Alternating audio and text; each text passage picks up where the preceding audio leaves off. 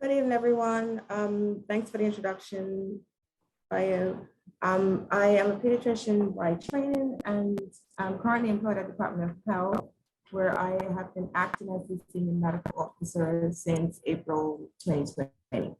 So I just was asked to come on and speak to you guys about the technical aspects of antigen testing. For those of you who are not familiar with the antigen tests, that is what's displayed there on the left.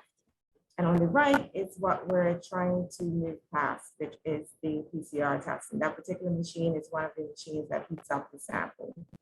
Before we go into the technical bits, just some tips for when you're using the antigen kits to help you get the best outcome. Make sure you take your time to read the instructions before you start, and make sure you have a flat surface to put the lateral flow device onto. Once you've taken the sample and added to the solution, and you add it into the test kit with the oval well there, you will want to see the light pink solution creeping up the paper to tell you that, to show you that the kit is working. Okay, one line that stops at that C, that's the control to tell you that you have a valid test. And then the second line will light up if you have a positive result. Okay, you can go to the next slide, please. And the important thing is that you just make sure you're reading your result in the appropriate time frame. So the purpose of this really is to clarify what antigen testing is. Antigens are molecules that cause the body to produce an immune response. So they trigger us to generate antibodies. There's a substance that's embedded on the test kit that searches for the antigen from COVID. Just like antibodies in your body, the ones that are present on the test strip will bind to any antigen in the sample.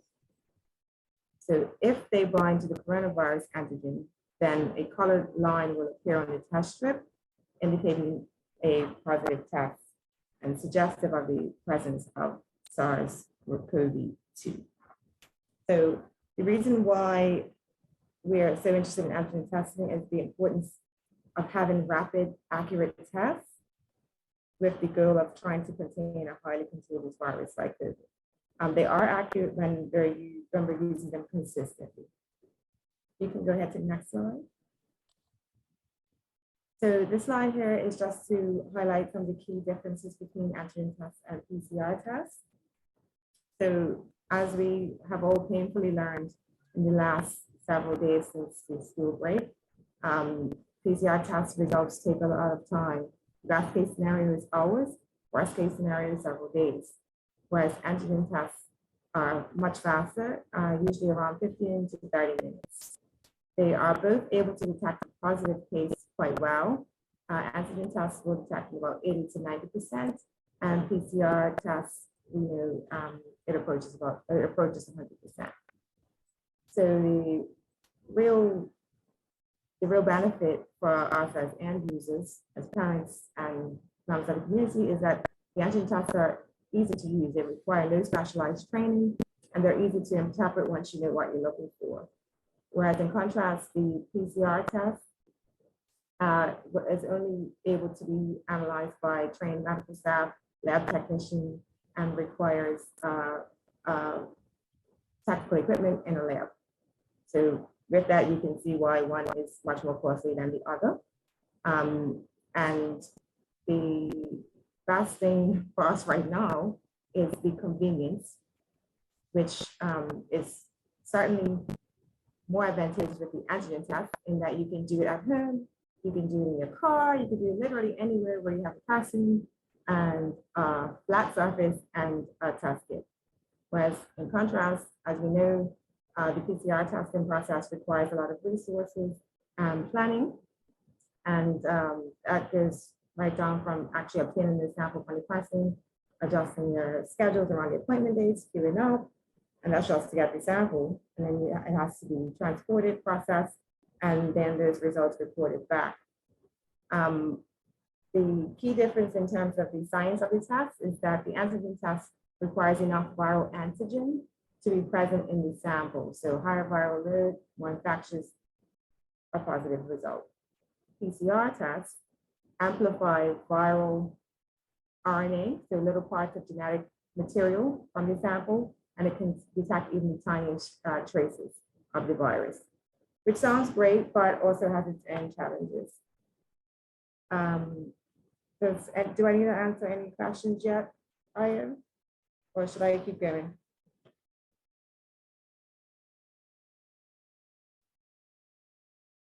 Okay, can't hear him, so I'll unmute Mr. Johnson. Sorry about that. There is a question about somebody says they know of a case where an antigen test was negative, but the PCR test was positive, and the tests were done in the same day. What happens in that case? How could that happen? Do you have any answer to that? Yes, it could happen, and that last part of the chart is what's key there. The antigen test is really picking up when a person is infectious. The PCR test can actually detect when they're pre-infectious. Or post-infectious even. Okay, because they're very good at amplifying pieces of the virus. Okay, so the main reason why Department of Health is encouraging and has been encouraging a move towards antigen testing is because of the, number one, the volume of samples that need to be processed in the screening process, and the sheer volumes of people that are trying to be screened in general, as well as the need to have those results back to us in a timely fashion so you can make decisions and action those findings. Now, the current approach was suitable at a time when there were relatively low levels in the community, but now when you have increased prevalence, you need to be able to act on results quickly. Rapid tests obviously can reveal a positive much faster than labs that process the samples. And of course, the trade-off that you get in terms of accuracy, you can make up for in terms of the speed that you can get your results. And you can increase the accuracy with the follow-up repeat test in 2 to 3 days. So what I mean by that is if I test today, I'm negative. I test again in 2 to 3 days and I got a negative result again. And then again, I'm testing a few days later and they're negative. You can be confident that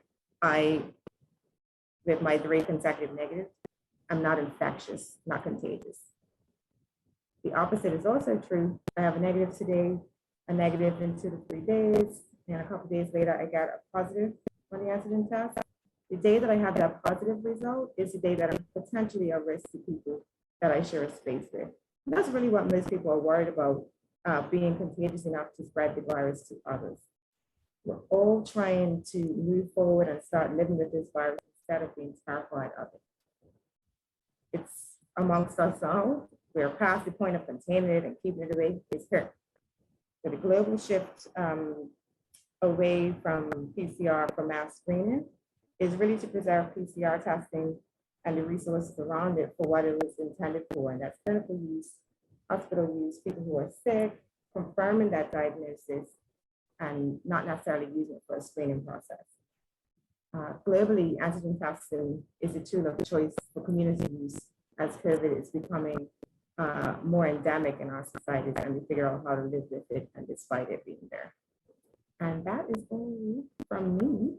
I'll stop talking now and take questions at the end. I think that's what we're preferring to do now in the interest of time. Yes. Okay.